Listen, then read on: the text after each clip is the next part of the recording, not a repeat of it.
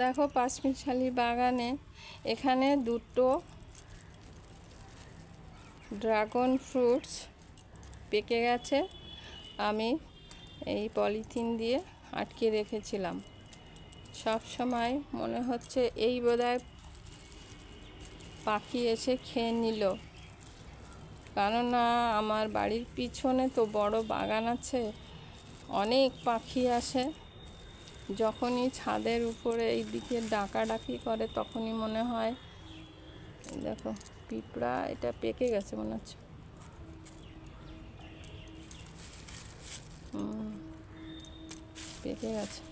পেকে গেছে বলেই এই যে গন্ধ পিঁপড়া এসে গেছে, ফুটো করে ফেলেছে। মা এখনই তো নিয়ে যেতে হবে।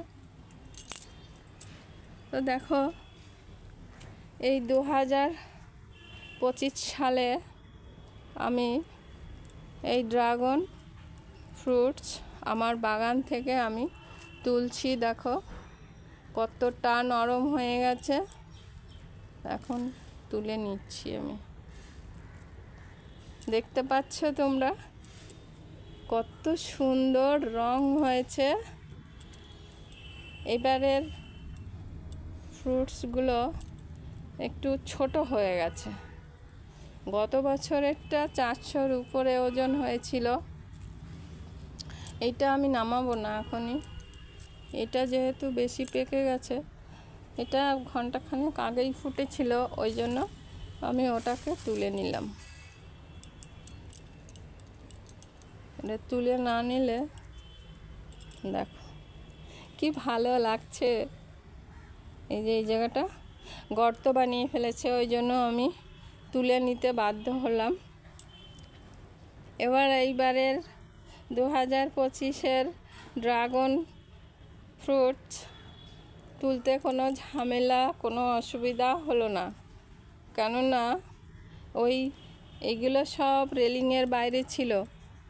যেদিন ফুলটা ফুটছে তার 2 দিন আগেই আমি ওই আউটসাইড থেকে ভিতরে এনে লাগিয়েছিলাম। মানে এগুলো সব আউটসাইডে ফুটেছিল, ওখান থেকে আমি এখানে এনে রাখার পরেই বেশ ভালো করে যত্ন করে ওদের সুন্দর একটু বড় করেছি। 2025-এ পাঁচমিশালি বাগানে এই দুটো ফ্রুটস আমি এখন তুলে নিলাম। এটা তুলব না, এই দুখানা থাকবে।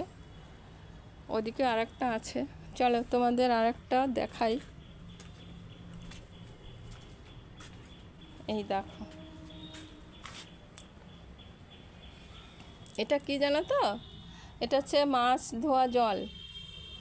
এই মাছ ধোয়া জলটা দেওয়ার ফলেই কিন্তু আমি আদার্স কোনো কিছু দেই না। এই দেখো আমি এখানে আরেকটা ফল দেখাবো। এটা এখনো পাকেনি মনে হয়।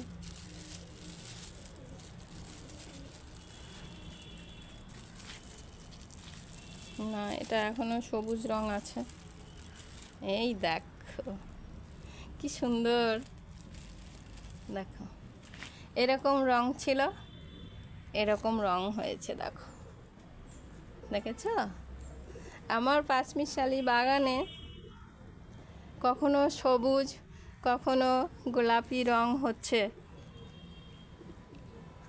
এই যে এইটার থেকে এইটা মনে হয় বড় হবে। এটা কাটিংয়ের গাছে প্রথম একটা ফুলই এসেছে, ফুলটি খুব সুন্দর এবং এই যে ফলে পরিণত হচ্ছে। তোমরা দেখলে বুঝতে পারছো। দেখো এই সবুজটাই, যে এখানে আরেকটা গাছের জন্য ভালো করে বোঝা যাচ্ছে না। এই দেখো দেখতে পাচ্ছ, এই যে এখনো পিঁপড়া আসছে, পিঁপড়ার জন্য আমি ঢেকে রেখেছিলাম। তাহলে দেখো আমি এই একটাই আজকে তুলে নিলাম। কত সুন্দর রং। আবার পাঁচমিশালি বাগানে কিন্তু এরকম ফ্রুট আমি মাঝে মধ্যেই পাবো না। 15 দিন অন্তর অন্তর একটা করে বাড়ছে, কেউ ফুল হচ্ছে, আবার কেউ কুড়ি হচ্ছে, আবার কেউ পাকছে। এইভাবেই চলতেই থাকবে, কেননা এই গাছগুলো অনেক বয়স হয়ে গেছে, 3 বছর বয়স হয়েছে। সুতরাং এখন আমি এরকম মাঝে মধ্যে ফুলও পাবো, ফলও পাবো। আর ওই যে ফুলটাও আজকে ওই ফুলটা ফুটবে, এই দেখো, তোমাদের এটাও দেখাই আমি। এরকম এই যে ফুলটা, এই ফুলটার থেকে আমি এই ফলটা পেয়েছি। এটা আমার একটাই গাছ, একটা গাছ থেকে আমি কাটিং করে আমার বাগানে এখন এত গাছ আমি বানিয়েছি। দেখো, ওই ফুল এরকম হয় আর এইরকম এরকম ফলটা হয়।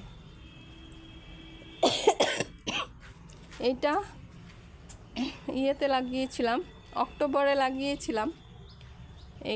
এইটা আর 2-3 মাস বাদেই আবার ফুল আসবে।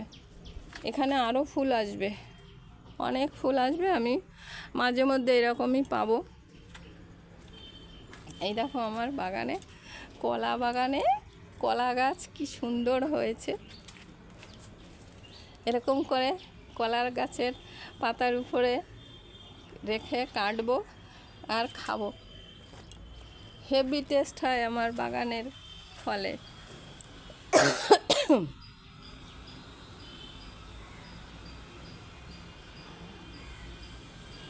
ব্যাস, রেখে দিলাম এবার।